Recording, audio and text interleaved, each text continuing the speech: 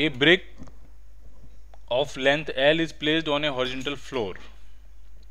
The brick of same length and size are placed on this brick, one above the another, by providing a margin of L by 8 from the edge of the brick, placed just below, in the same direction.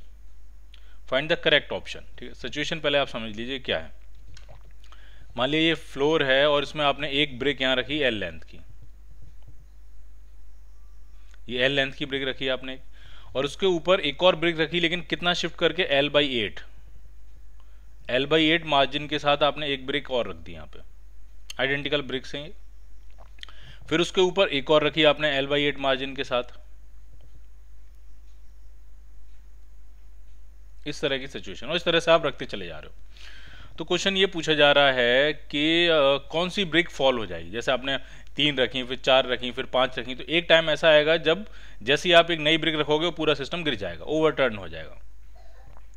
तो आपसे यही पूछा जा रहा है कि वो कौन सी भी ब्रिक होगी जो गिर जाएगी, और L by 8 का मार्जिन से आप ब्रिक्स जो है वो रखते चले जा रहे हो. तो कंसेप्ट इसमें बहुत ही आसान है, और कंसेप्ट ये है कि जिस मोमेंट पे सिस्टम का सेंटर ऑफ मास, जिस मोमेंट पे सिस्टम का सेंटर ऑफ मास वाली जो लाइन होगी, जो वेट वाली लाइन होगी, वो इस पॉइंट को क्रॉस कर जाएगी. ये जो पॉइंट है इसके आगे निकल जाएगी. जो वेट जहाँ पे कहीं mg लगा, पूरे सिस्टम का जो इफेक्टिव वेट कहीं mg जो लग रहा होगा, वो इस पॉइंट से आगे निकल जाएगा. वैसे ही इस पॉइंट के अबाउट टॉर्क बन जाएगा, और टॉर्क बन जाएगा तो ये सिस्टम गिर जाएगा. ठीक, तो हमें सेंटर ऑफ मास कैलकुलेट करना है पूरे सिस्टम का, और वो इस पॉइंट से आगे नहीं निकलना चाहिए. ठीक, ये बात समझ में आ रही है आपको. तो मैं ऐसा कह रहा हूं कि इसको मैंने मान लिया y एक्सिस, इसको मैंने मान लिया x एक्सिस, और ये है आपका ओरिजिन, और जितनी भी ब्रिक्स हैं सबका मास m है, सबकी लेंथ l है. और हम सिस्टम का सेंटर ऑफ मास कैलकुलेट करेंगे, और सिस्टम का सेंटर ऑफ मास मैं ये फाइंड करने की कोशिश कर रहा हूं कि मेरा सेंटर ऑफ मास l के बराबर हो जाए. तो उससे अगली ब्रिक जो रखोगे, उससे ज़्यादा वाली जो ब्रिक रखोगे, तो वही इस पूरे सिस्टम को टर्न कर देगी. तो फॉर्मूला ये होता है कि XCM का जो फॉर्मूला होता है वो होता है m1x1 plus m2x2 plus m3x3, ऐसे जोड़ते चले जाना है, अपॉन m1 प्लस m2.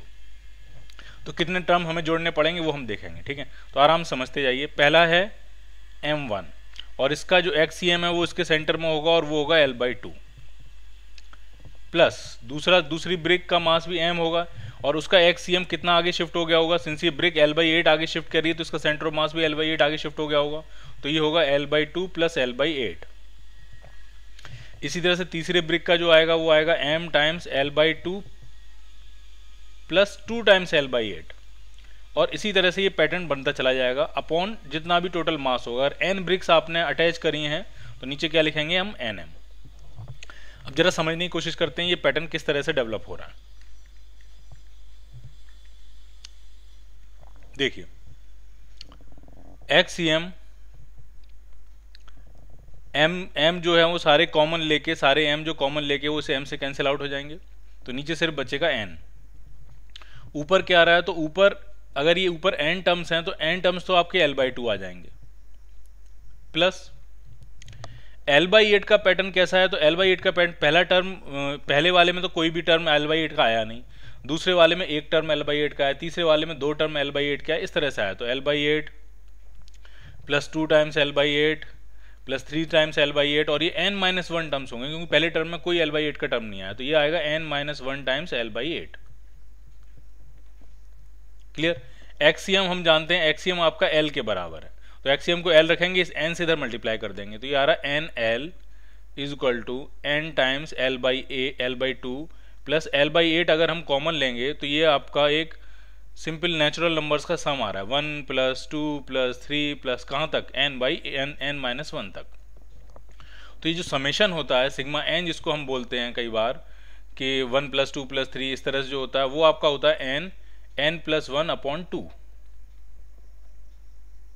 ठीक, तो ये कंसेप्ट अगर मैं इसमें लगाऊं तो ये कितना आ जाएगा. अच्छा, L कॉमन लेके ये कैंसिल कर लेते हैं, इस n by 2 को इधर ले आते हैं, तो n माइनस n by 2, तो ये आपके पास n by 2 बचा. इधर क्या आने वाला है, तो इधर आने वाला है 1 by 8 टाइम्स सिग्मा n जो होता है वो n minus n plus 1 upon 2 होता है, लेकिन हमारे पास n तक टर्म नहीं है, हमारे पास n-1 तक टर्म है, तो इसमें हम n की जगह n-1 डालेंगे, तो ये आपका आ जाएगा n-1 इंटू n by 2. तो ये आया n minus 1 into n by two.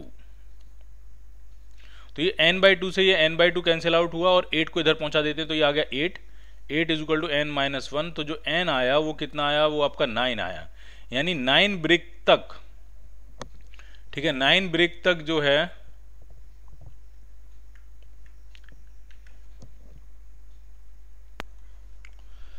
तो इसमें 9 ब्रिक्स जो हैं वो अरेंज हो जाएंगी, 9 ब्रिक तक नहीं गिरेंगी, यानी 9वीं जो ब्रिक होगी वो आखिरी ब्रिक होगी जो आप जस्ट अरेंज कर सकते हो, क्योंकि जब आप 9 ब्रिक्स रख दोगे तो exactly centre of mass L पे आ गया, ठीक।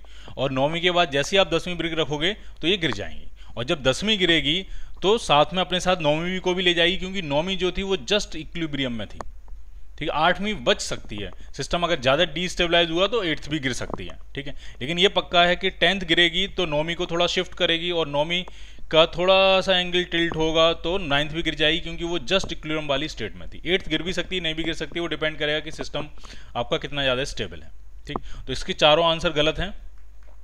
इसका जो आंसर आपका आएगा वो आपका आएगा कि 10th brick will fall along with 9th brick, ठीक। तो 6th की जगह यहाँ पे होना चाहिए 10th brick will fall along with 9th brick.